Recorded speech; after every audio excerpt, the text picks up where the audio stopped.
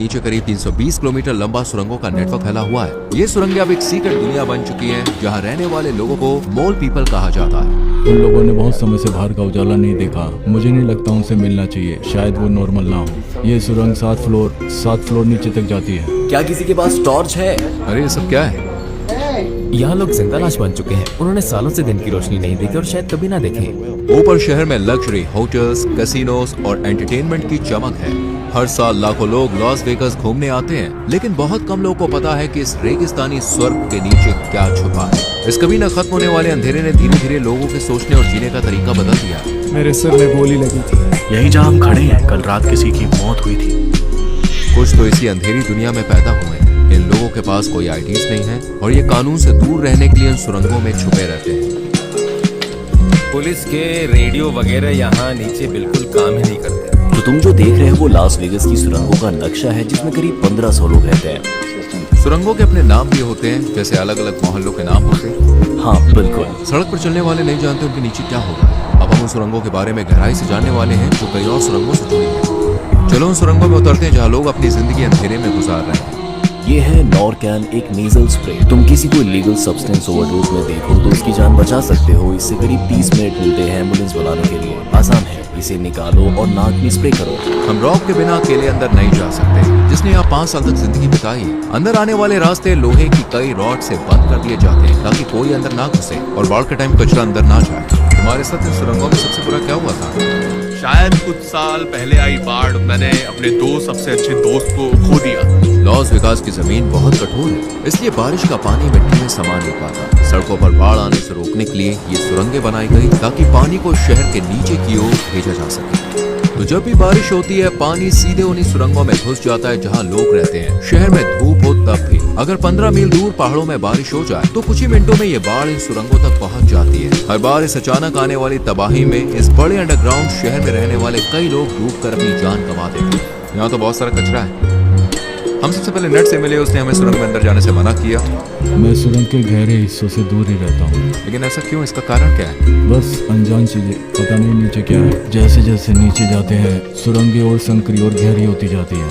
आखिर में मैं सिर्फ रैंक कर ही जा सकता हूँ। सोचो, इन सुरंगों में अलग अलग कमरे हैं, सर्विस रूम्स हैं। कोई भी अंदर हो सकता है। तुम्हें किडनैप किया जा सकता है, मारा जा सकता है, बंधक बनाया जा सकता है, जिंदा जला सकते हैं। जो भी खतरे इन सुरंगों में छुपे हैं, तो भी सब झेल चुका है। Eu volto lá pra escuridão. Sabe o que quer dizer? Escuridão total. तुम्हारे साथ इन सुरंगों में सबसे बुरा क्या हुआ है?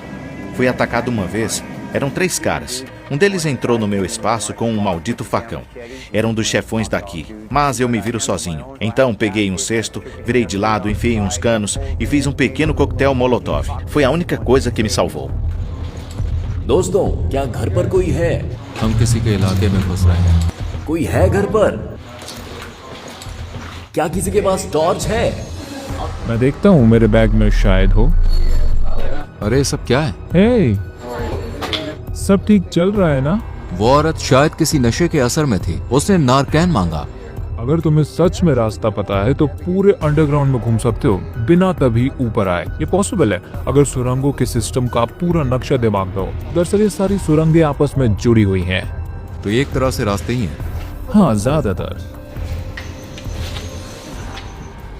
ये भूल भुलैया शायद आपको घर जैसी ना लगे, लेकिन बिना बताए किसी भी जगह में घुसना बहुत खतरनाक हो सकता है। कुछ लोगों के पास हथियार हैं और वो इस्तेमाल करने से हिचकिचाते नहीं हैं। मुझे गाड़ियों की आवाज आ रही है। हाँ, सुन सकते हो। Oh my God. हम अभी शहर के बीच में हैं और लोग सचमुच उन्हीं के ऊपर से गाड़ियां चला रहे हैं जो नीचे रहते हैं। ये उन कुछ जगहों में से एक है जहाँ सूरज की रोशनी दिखती है। यही है वो शहर, एक ऐसी जिंदगी जिसका ये लोग हिस्सा नहीं है। वो सिर्फ नीचे से उसे देख सकते हैं। ये एक इल्यूजन है जो सब कुछ छुपा देता है। कुछ कदम आगे बढ़ने पर हमें लोहे की जाली से फेमस सीजर्स पैलेस होटल दिखाई दिया। ओपन नेवाडा के कसीनो हर साल $15 बिलियन से ज्यादा कमाते हैं और नीचे लोग इस शहर के मौत के जाल में रहते हैं। दिन में 2 बार होटल्स अपने फिल्ट्रेशन सिस्टम छोड़ते हैं, जिसकी वजह से बारिश न होने के बावजूद सब कुछ गीला रहता है। बदबू, ये बदबू बहुत ही बुरी है। कुछ सुरंगों में शहर की ड्रेनेज लाइन से पानी अंदर आता है और कई लोग उसी पानी से नहाते हैं। यहाँ आसपास और भी कई सुरंगें हैं। हमारे गाइड के बिना हम यहाँ आ ही नहीं सकते थे। एक गलत कदम और आप खो सकते हैं। किसी ने यहाँ पर एक नोट छोड़ा है, रेस्ट इन पीस, और एक क्रॉस भी लगा है। लगता है किसी की यहाँ मौत हुई थी। बहुत सारी साइकिलें हैं। हाँ, शायद इन्हें जोड़कर फिर से बेचते होंगे। ओह, यहाँ साइकिल कार जैसी है क्योंकि यही ट्रांसपोर्ट का एकमात्र तरीका है। बिना साइकिल के हर जगह पैदल ही जाना पड़ता है, जो कि काफी मुश्किल होता है। सुरंगों में चलना भी बहुत टाइम लेता होगा शायद। हाँ, मैं यहाँ करीब 2.5 साल तक रहा और कभी टॉर्च का इस्तेमाल नहीं किया। आप बिना टॉर्च के सुरंगों में रास्ता कैसे ढूंढते थे? मैं दीवार पर हाथ रखकर चलता था। सुरंगों का रास्ता अब याद है, जैसे अपने घर का रास्ता याद होता है। यहाँ बिल्कुल वैसा ही है।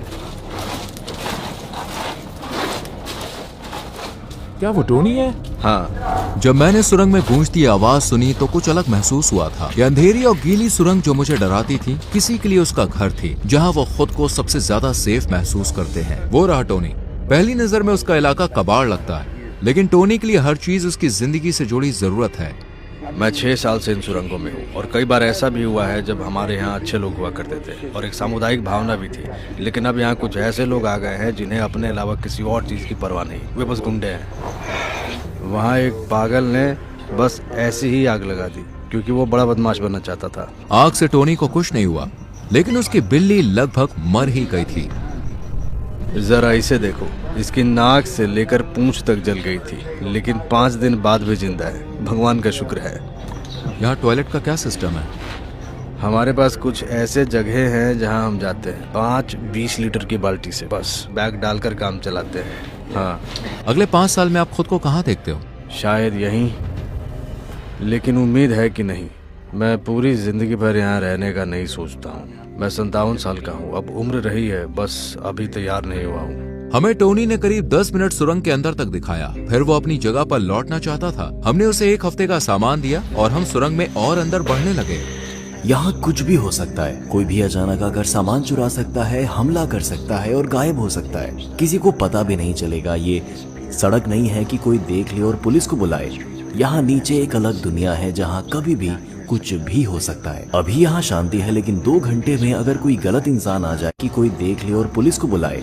यहाँ नीचे एक अलग दुनिया है जहाँ कभी भी कुछ भी हो सकता है। अभी यहाँ शांति है, लेकिन 2 घंटे में अगर कोई गलत इंसान आ जाए तो ये जगह नर्क बन सकती है।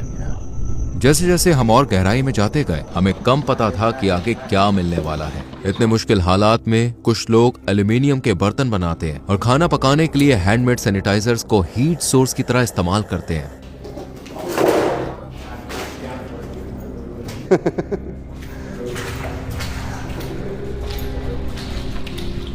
यहाँ बहुत चूहे हैं। हाँ, बहुत है। आगे किसी की आवाज गूंजी और हम उसकी तरफ बढ़े। मैं पूरी तरह पागल हूँ। माँ से मिलने वेगस आई थी और यहाँ एक लोकल से प्यार हो गया, इसलिए फिर हम यहाँ आ गए। अब यही लोग मेरा परिवार है। आप कितने टाइम से वैसे नीचे हो?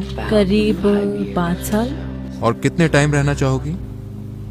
कम से कम आज तो यहीं रहूंगी। मैं ज्यादा आगे की नहीं सोचती। सुरंगों की सबसे खराब बात क्या है? शायद प्लम्बिंग की कमी और अंधेरा कभी कभी बहुत भारी लग जाता है। मैं अंधेरे में ज्यादा देर नहीं बैठ सकती। अंदर से घबराहट होने लगती है, जैसे बचपन में होती थी। अंधेरा सिर्फ रोशनी की कमी नहीं होता, वो एक एहसास है जो आपको घेर लेता है और दुनिया से गायब कर देता है। सुरंगों में रहने वाले ज्यादातर लोग चोरी या डंपस्टर से चीजें निकाल कर जिंदा रहते हैं। यहाँ कुछ लोग खजाने की खोज में लगे रहते हैं, जैसे केबल और तांबे के सिक्के इकट्ठा करना। क्या आप भी ऐसे ही करते हैं? मैं तो नशे में धुत टूरिस्ट का छोड़ा हुआ सामान उठाती हूँ।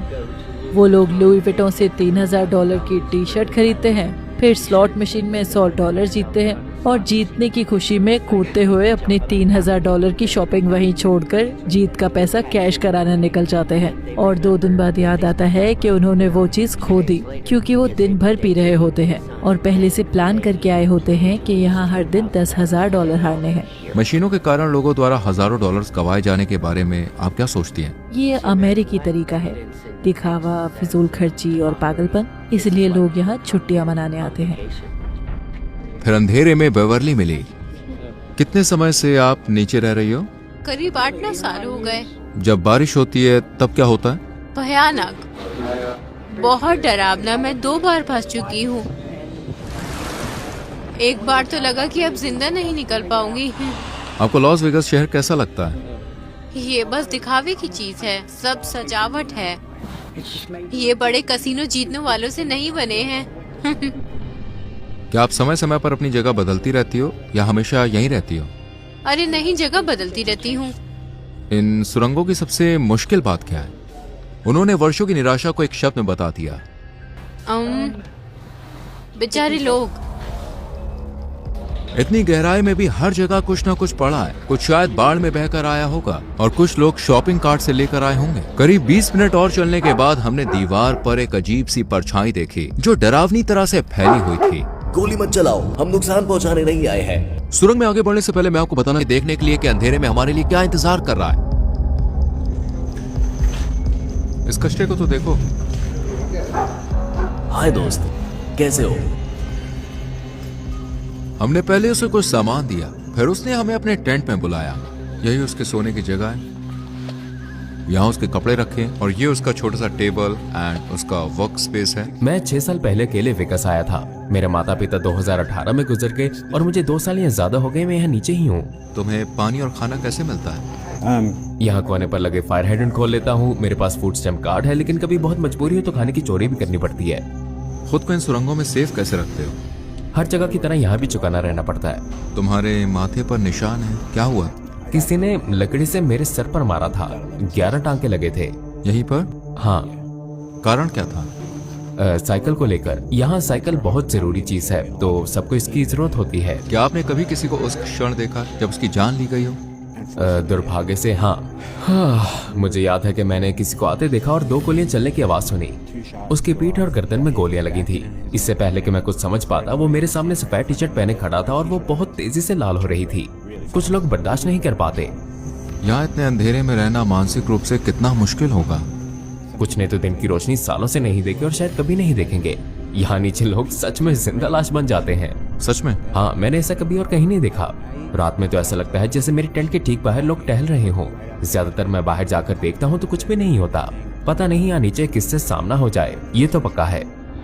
यहाँ अंधेरे में ज्यादा लोग के आईडी कार्ड खो जाते हैं और फिर कभी नहीं मिलते। बिना आईडी के वो नौकरी नहीं पा सकते, ना घर किराए पर ले सकते हैं और सोशल सर्विस भी नहीं मिलती है। सिस्टम के हिसाब से ऑफिशियली वो जैसे है ही नहीं।